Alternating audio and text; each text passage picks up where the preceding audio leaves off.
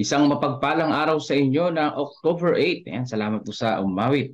Yan, hindi ko siya masyadong kilala taga kapatid natin na kumawit dyan sa San Leonardo. Ayan, ngayon po ang ating pong pag-aaral, isinasantabi ang sarili. Tayo po ay manalangin. Panginoong Diyos na siyang aming tagapagligtas, gumawa ng langit at ng lupa, kami po ay tumatawag sa inyo po ngayong umaga upang kami magpakumbaba at kilalanin ang inyo pong kadakilaan, kapangyarihan at ang iyong authority na siyang nagbibigay sa amin ng pag-asa at pag-ibig na hindi nagbabago. Aming dalangin, O Diyos, ang aming pag-aaral ngayong umaga na ito. Igawad niyo po sa amin ang banal na karunungan upang maunawaan namin ang nakatala sa Pilipos 3:7. Salamat po, O Diyos, sa pag-ibig niyo po sa amin. Ito po ang aming dalangin sa banal na pangalan ni Jesus. Amen. So, binabati po natin ang lahat po ng ating po mga kapatid. Ayan, na patuloy na sumusubaybay sa ating pong programa, sa ating pong devotional tuwing umaga. Ayan. Ngayon po ang ating pong pinakakitek sa Pilipos 3:7. Sabi dito, gayon man ang mga bagay na sa akin ay naging pakinabang, ay inari kong kalugihan, alang-alang kay Kristo. Aba, matindi ito ha. Yung pong mga pakinabang niya, inari niyang kalugihan. Ibig sabihin, hindi naman siya nalugi talaga, pero yung meron siya, inari niyang kalugihan, alang-alang kay Kristo. Ibig sabihin, mga kapatid, yung pansarili niyang adikain, isinantabi ni Apostol Pablo at siya ay naglingkod sa ating Panginoon ng tuloy-tuloy at maayos, mga kapatid. So dito, sa ating pong pag-aaral, napakahalaga na isang tabi ang sarili sa paglilingkod sa ating Panginoon. Dahil ang gawain ng Panginoon ay isang banal na paglilingkod at ito ay hindi dapat nahaluan ng pansariling adikain. Kung may sarili kang agenda, doon ka na lang sa paggawa ng kalsada. Kung may sarili kang agenda. O kung may sarili kang agenda, doon ka na lang na ikaw ay magtayo ng building o kaya ng mga negosyo. Pero sa gawain ng Panginoon, isinasantabi ang sarili, mga kapatid ko. Sabi dito, sa pamamagitan ng iglesia, ang pagsasakripisyong pag-ibig ni Jesus ay dapat maihayag sa mundo. Ngunit sa pamamagitan ng kasalukuyang halimbawa ng iglesia, maling na ilalarawan ang karakter ni Kristo at isang huwad na pagkaunawa sa Kanya ang naibigay sa mundo.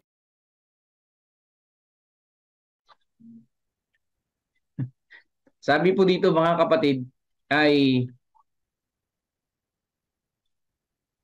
ang iglesia po dapat, ano daw po ang dapat na ipinapahayag niya? Yung pong pag-ibig ni Jesus Christ ang naipapahayag. Pero nakalulungkot na marami ang mga church na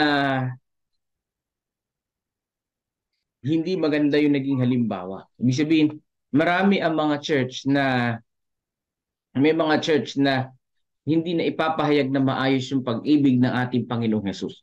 Ibig sabihin na misinterpret ng ibig sabihin na nami-misrepresent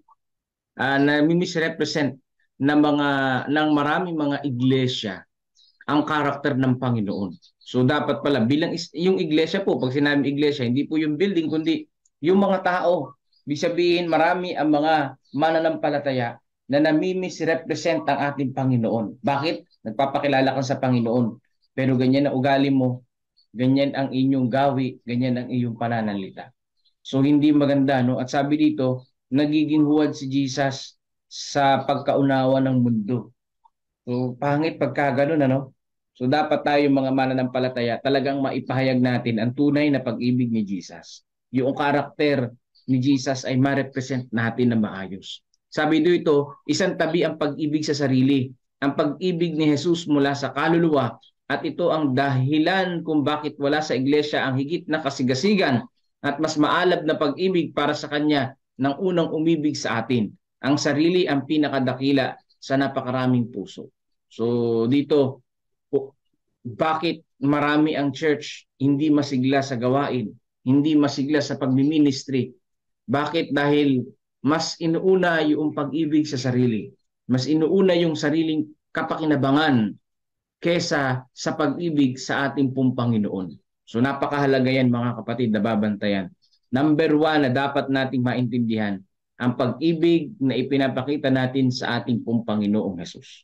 Dapat ang pag-ibig, yung pong sarili nating kagustuhan ay isang tabi natin at isalang-alang natin ang paglilingkod sa ating pong Panginoong Diyos. Sabi dito, ang kanilang pag-iisip, ang kanilang oras, ang kanilang pera ay inihahandog sa pagbibigay kasiyahan sa sarili habang napapahamak ang mga kaluluwang kinamatayan ni Kristo. So yun na nga, marami ang mga tao na sinasayang nila ang kanilang salapi, ang oras nila, ang pag-iisip nila sa kung ano-anong bagay, sa kasiyahan sa sarili at napapahamak ang maraming mga kaluluwang kinamatay ni Kristo. Ibig sabihin, marami ang mga mananampalataya din na ganito nila ginugugol ang kanilang panahon, ang kanilang pera, ang kanilang pag-iisip sa sarili lamang at walang pakailam sa pagdimisyon sa gawain ng Panginoong Diyos.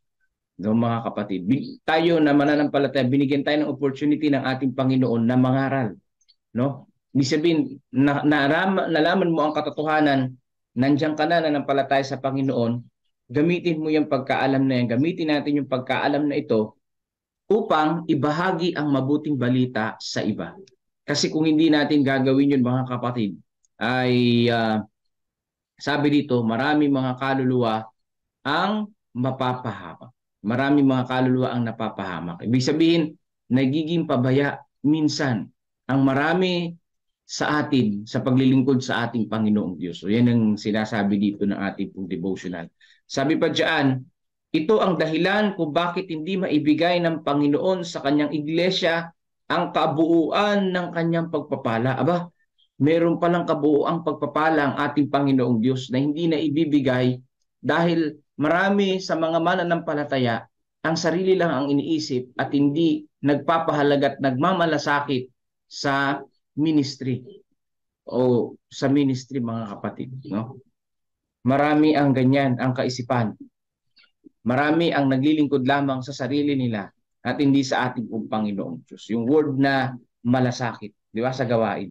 Sabi dito, ang parangalan sila sa isang natatanging paraan sa harapan ng mundo ay magiging ang paglalagay ng kanyang tatak sa kanilang mga gawa na magpapatunay sa kanilang maling representasyon ng kanyang karakter. So yun pa ang nakakalungkot. Bukod sa sarili ang iniisip at walang malasakit sa ministry, na misrepresent pa ang karakter ng Panginoon sa mundo. So dito ay malaki ang pananagutan na nating lahat kung ganyan ang ating magiging attitude. Wala ni isa na ganyan sa atin. Bagkos ang ating iniisip na isasantabi natin yung pansarili natin at tayo ay nakakapag-ministry. Kaya nga ako sa mga kapatid na nag-volunteer sa ministry, na nagsasakripisyo para sa ministry sa kanilang oras at maging yung kanilang bulsa ay naisasakripisyo din para sa gawain ng Panginoon. Alam ng Panginoon ang ating po mga sacrifices. At hindi lang yon, mahirap din na maging mananampalataya. Bakit? Kasi yung dati mong karakter, hindi mo po pwedeng mailabas. No, hanga ako sa mga kapatid na kahit inaaway na, ay nandun pa rin yung pagpapakumbaba. Nandun pa rin yung pong paglilingkod sa Panginoon. Hindi ipinupost sa Facebook yung pong mga kaganapan sa buhay. Pero may mga kapatid na ganun, pinupost nila sa Facebook yung pong away sa church, yung away sa pamilya, away sa kung saan. Malalaman na yung karakter mo ay ganun mga kapatid. So, hindi dapat na yun ay makita sa bawat isa sa atin, lalo na tayo ay mananampalataya ng ating pong Panginoong Diyos. Sabi pa dito, kapag lalabas mula sa mundo ang iglesia at hihiwalay mula sa kanyang mga kawikaan, mga kaugalian at mga nakagawian, gagawa ang Panginoong Hesus kasama ang kanyang bayan. Ibubuhos niya ang isang malaking bahagi ng kanyang sarili sa kanila at malalaman ng mundo na mahal sila ng Ama. So paano malalaman ng sanlibutan na tayo ay mahal ng Ama, na tayo ay sumasa Diyos, na ang Diyos ay gumagabay sa atin kapag po naihiwalay natin ang sarili nating kaugalian, ang sarili nating gawain, ang sarili nating adikain sa ating sarili. At tayo ay nakapag-focus na maglingkod sa ating pong Panginoong Diyos na nandoon yung spirit of voluntarism, spirit of sacrifice sa paglilingkod sa ating pong Panginoong Diyos. So kapag yun ang ating pong nailagay sa ating puso't isipan, ang ating Panginoong Diyos ay willing na tayo ay gabayan, no? Ibuhos ang malaking bahagi ng paggabay ng banal na espiritu sa bawat isa sa atin. At yung pagpapala nga ay ibubuhos ng pangkalahatan sa bawat isa. Kaya pala, ang Panginoon, hindi natin masyado maramdaman yung pagpapala. Bakit? May kanya-kanyang interes ang mga kapatid. Ang mga karakter ay iba sa karakter ng ating pong Panginoon. So yun, nakakalungkot. Pero kung mawawala natin yun sa ating sarili, sa ating kalagitnaan, ang Panginoon ay willing na gumabay sa bawat isa sa atin. Sabi dito, magpapatuloy ba ang bayan ng Diyos na maging manhid dahil sa pagkamakasarili? Ang kanyang pagpapala ay ihandang ibigay sa kanila.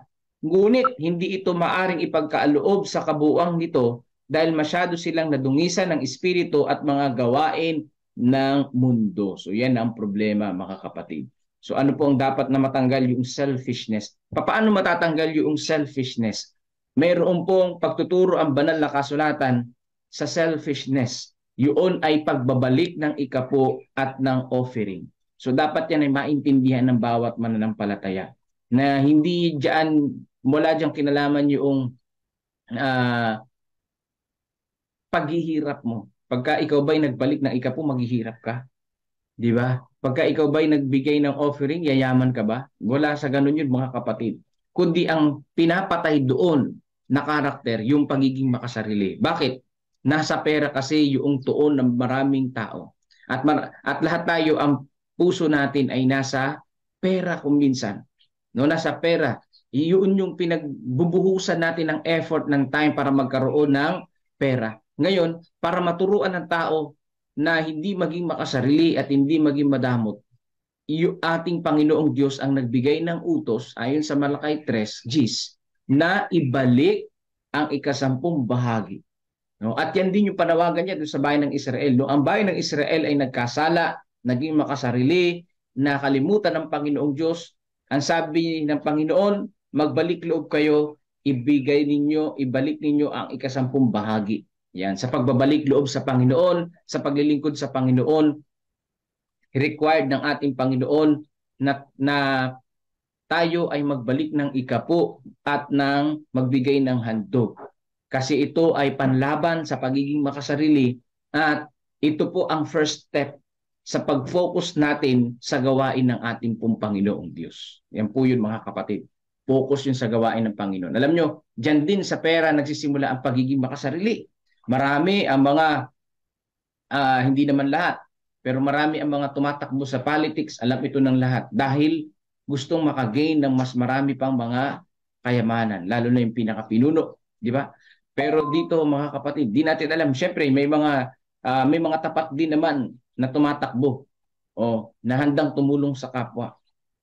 Pero bibihira na lang yun o minsan lang yun. Pero meron talaga, karamihan sa mga tumatakbo ay mayroong sariling agenda sa paglilingkod sa bayan. Pero dito, mga kapatid ko, sa paglilingkod sa ating Panginoon, alam ng ating Panginoon kung paano tayo naging makasarili. Alam ng Panginoon ang ating motibo. Alam ng ating Panginoon ang ating intensyon sa paglilingkod sa Kanya. Di ba? Hindi niya tayo madadaya. Maaring madaya natin ang mga tao, pero hindi natin madadaya ang ating pong Panginoong Diyos. Dahil siya nakakaalam ng lahat sa atin.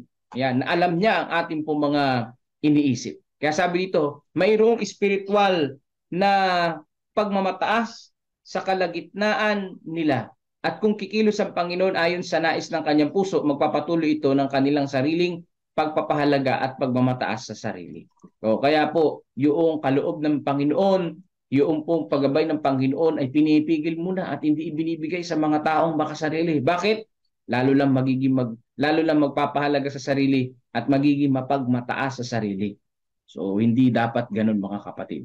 So, dapat nararapat na tayo ay magpakumbaba sa harapan ng ating Panginoong Diyos. Sino po yung number 1 na example natin sa pagpapakumbaba? Walang iba kundi si Jesus Christ. Kasi sabi sa Pilipos 2, di ba? Bagamat siya'y na yung Diyos, hindi niya hinamak, ayan na, hindi niya inaring dapat panangnan ang pagkapantay niya sa Diyos, kundi hinubad niya ang kanyang pagka-Diyos at nag-anyong alipin. So sa number 1 na magpakumbaba, bakit?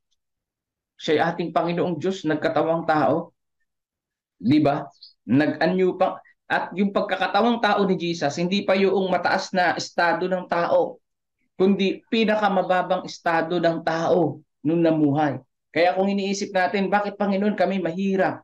Bakit kami Panginoon ay wala kaming ganito, wala kaming ganyan, pero yung iba meron silang kayamanan na hindi naman sila naglilingkod sa iyo, hindi naman sila sumasamba sa iyo. Bakit Panginoon? E tanungin natin si Jesus. Bakit nung nagkatawang tao siya, no? Ipinanganak lang sa sabsaban at mahirap lang yung pong sinamahan niyang pamilya, di ba? Oh, mga kapatid. Ibig sabihin walang-wala rin. Bakit? Yun ang pinili ni Jesus Christ. Di ba? Bago tayo magreklamo sa buhay natin, naglilingkod naman kami, Panginoon. Bakit ganon? Tanungin muna natin si Jesus. Bakit pinili ni Jesus yung pamilya na yun? Dapat ang pinili niyang pamilya, hari. Di ba? Oh, dapat ang pinili ni Jesus, yung ma-impluwensya, yung mayaman. Para pagka lumitaw siya, isa siyang sabihin niya na siya ay Diyos. Marami ang maniniwala. Di ba?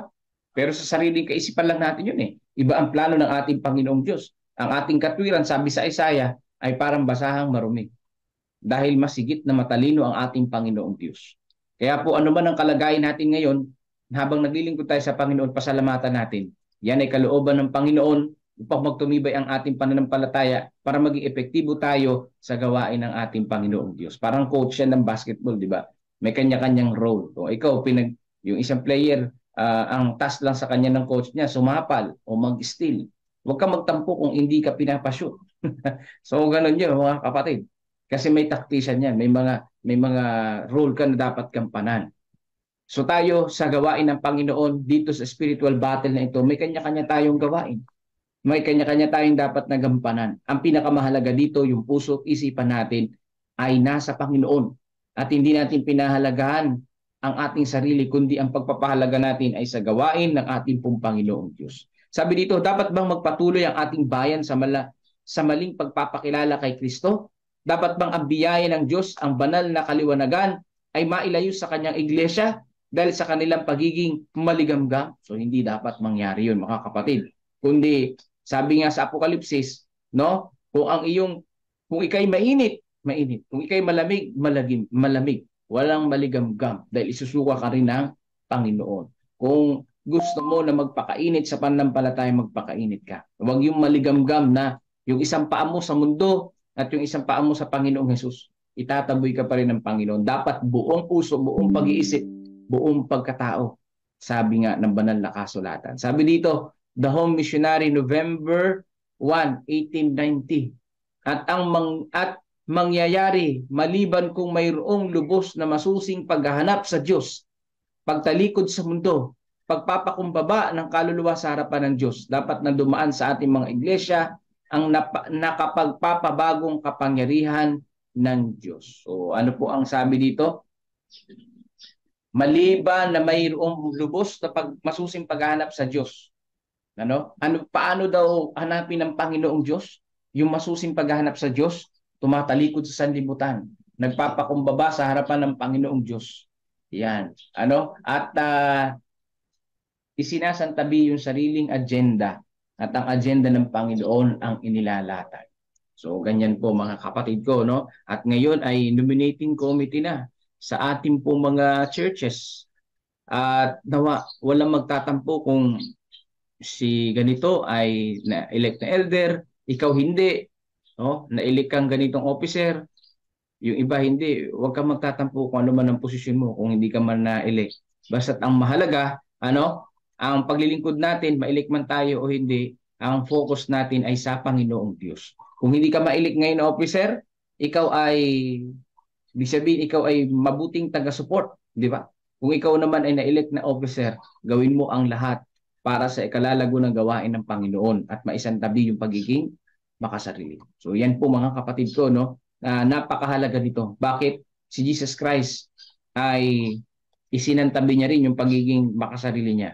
So, hindi siya makasarili ang Panginoon. Ibig sabihin, isinantabi niya yung sarili niyang authority. Ibig sabihin, hindi niya ginamit yung kanyang authority. Sabi sa Pilipos 2:5, hindi niya inaring dapat pananggan ang pagkapantay niya sa Diyos. Pero pwede niyang gawin yun. Pero hindi. Nagkatawang tao si Jesus Christ. Kaya tayo magpapakumbaba para sa ating Panginoon. Alang-alang kay Kristo. Anumang ministry, mga kapatid, na kinasasangkutan natin, alang-alang kay Kristo, tayo ay gagawa sa gawain ng ating pong Panginoong Diyos. Kaya po sa umaga na ito, isama natin sa dalangin ng bawat isa na tayo ay patnubayan ng ating Panginoon. At ngayon din po, isama natin sa panalangin ang papalapit na, sabi dito, yung pong crusade ng mga kapatid natin sa Santo Domingo ngayong October 15. At bago yung October 15, may October 14 na ating Hope Impact. Ayan, dalawa po sa area. Diyan po sa Cabanatuan at diyan po sa Muñoz. So ating pong suportahan ito mga kapatid.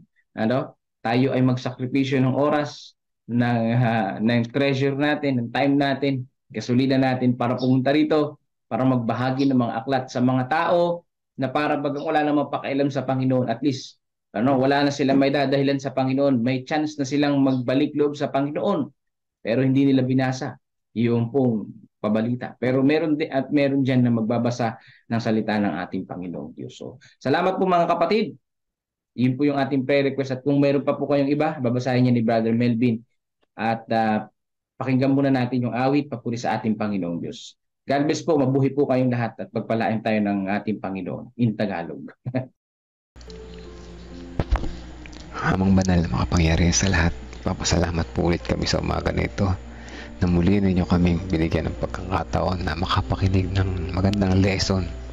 Bagamat ito ay nakakatakot para sa amin pagkat namulat ang aming mga mata na kami ay mga makasarili, meron kaming self-interest sa aming puso. Dalangin po namin na amin ito maisasantabi ang aming self-interest bagkos makapokus kami sa paglilingkod po sa inyo na makapagbigay kami ng sakripisyo ng aming oras, hindi isipin ng aming sarili kundi makatulong sa gawain, makatulong po sa inyo. At higit sa lahat ay makapagpakumbaba kami sa inyo pong harapan. At nang sa ganun, ang inyong willingness sa pagtulong sa amin na aagabayan kami ng Holy Spirit ay patuloy naming madama at maranasan namin ang inyong pagmamahal. At sa kabila nito, kami ay magiging pagpapala rin naman sa iba at maaaring maging motivation o maging inspirasyon ng iba pa namin mga kapatiran sa aming nasasakupan. At maiwasan naman namin ang tumulad sa ibang kapatiran na hindi gumagawa ng maganda bagkus ipakita namin kung anong tama at nararapat po sa inyong harapan. Maraming salamat sa inyong patnubay sa umaga na ito. Tunay na ramdam namin ang inyong pagmamahal. Kami ay na-remind at na-bless sa umaga na ito. Sa pagpapatuloy pa, nais namin isama sa panalangin ang mga pangaral na gagawin ng Crusade sa Santo Domingo nang pasisimulan ngayong October. Nawa ito ay maging pagpapala sa karamihan. Ay ang Holy Spirit ang unang-una sa mga kapatiran na susuporta rito at hindi naman sa mga tao na makakapakinig na inyong gabuting pabalita. Sinalawa ay kilusin ng Holy Spirit na sila ay bigyan ng karunungan, maunawaan nila ang katotohanan, tanggapin kayo bilang personal at tagapagligtas. Kasama din namin ang Hope Impact na gaganapin sa dalawang lugar, dito sa Cabanatuan at sa Muñoz. Nawa po ang maging mabuti ang panahon at umayon at hindi umulan at hindi masyadong mainit. Ganun pa man, ang willingness ng kapatiran ang mahalaga. Kami po ay makasuporta upang sa ganun sama-sama kaming gumawa at magbahagi ng inyong pabalita. Sa pagpapatuloy, nais naming sama sa panalangin. Una, pasasalamat dyan sa lugar ng nila Sister Nimpa na sa kanilang BOP students, si 3 grupo na. Salamat at sila ay patuloy niyong sinusubaybayan at sinasamahan sa kanilang gawain. At patuloy namin dinadalangin ng mga kapatiran dito, ng mga masisipag, na sila ay patuloy namang sa inyo tumingin upang sila ay makagawa ng tapat at matatag at malayo sa anumang tukso ng kaaway. Patuloy namin sinasama ang mga estudyante nila, bigyan ng karunungan na sila ay gabayan ng Holy Spirit, na sila ay matutunan nila ang tunay at nanggagaling sa inyo na aral, na sila ay bigyan ng karunungan na tumanggap ng tamang katuruan at tumanggap sa inyo bilang personal at tagapagligtas. At namin din sinasama sa panalangin mga kapatiran na may sakit sa mga panahon na ito. Unang-una si Sister Imelda Garcia na nasa ospital, na siya patuloy nawang samahan at lubos na kagalingan at kalakasan sa bawat umaga. Ang aming handalangin para sa kanya. Gayun si Sister April at si Sister Brisel Seraspe. Kasama na rin si Sister Amy Kilantang, si Sister Janet de la Cruz, si Marilita at si Dayan, at sa kanilang mga kalagayan ngayon sa mga oras na ito. Kailangan po nila ang inyong suporta at gabay, at ang pag-asa na nagmumula sa inyo na nagpapagaan ng kanilang pakiramdam ay patuloy naming pinapasalamat at inihiling ang patuloy na kalakasan at kagalingan sa mga kapatiran na ito. Sa pagpapatuloy na ayos namin isama sa panalangin sina Kuya Bobby, si Ate Lorna, bigyan ng kalakasan sa araw-araw, patuloy na maging masigla sa gawain, at patuloy na kanilang pagbabago ng karakter, at patuloy na mag-umapaw na maging inspirasyon nawa sila sa iba pa. Kasama din namin sa panalangin si Sister Kisses, na siya ay patuloy na samahan po siya kanyang mga araw-araw na pamumuhay, lalo sa mga panahon ngayon na siya ay patuloy pa rin nasa recovery sa kanyang CS na operasyon. Gayon din ang kanyang baby na patuloy na maging malusog na bata sa kanilang paglaki, hindi lamang sa pampisikal na pangatawan, malusog sa espiritual na pamumuhay, kasama po ng kanyang mga magulang at kanyang pamilya. At naway si Sister Kisses ay patuloy niyo pong samahan, at siya ay patuloy na maging matatag sa kanyang pananampalataya, at palaging humahawak sa inyong mga pangako na sa inyo kami lalapit at kayo ay hindi nyo kami pababayaan. Patuloy namin sinasama sa panalangin sina Brother Gregorio Santin, si Tatay Pentong, si Kuya Mike, si Pichi, ang ilang member ng family ni Sister Rose, kasama na rin si Ating Sibilia Irilia Borbon, si Renato Santos, Romnick Olivia and Rebecca Francisco, ganyan din si Jennifer Pascua, Precious Cabasog, si Princess Jurquina, si Aris C, ganyan din si Sister Nena, kasama na rin si Tia Aning, si Tia Aurora, Sister Corazon Minas, si Ate Sally Sanchez, kasama na rin si Sister Janet Untivero, Gina Ate Guzman, Arturo at Arlinda Duque. Ang mga kapatiran po na ito ay patuloy naming nilalapit sa inyo, na kami ay patuloy na igawad ng kagalingan at kalakasan sa bawat umaga, hindi lamang sa pampisikal, gayon din sa pang-espiritual, kung saan kayo ang nagbibigay ng pag-asa sa amin, at aming karamdaman ay mawawala sa pamagitan po ninyo, na kayo ang dakilang doktor at ang aming panalangin ng pinakamabisang kagamutan. Maraming salamat po, Ama, sa pagdinig sa aming panalangin. Pagpalain nawa ang aming maghapon sa mga kapatiran na nakikinig ngayon. Kami ay maging pagpapala rin naman sa iba. Kayo nawa ang manguna sa aming pag-iisip, pananalita at magawa, upang kami maging karapat-dapat po sa inyo sa maghapon na ito, sa mga araw-araw pandarating. Patawad po muli sa aming mga pagkukulang at pagkakasala. In Jesus' name we pray. Amen. Amen. Amen.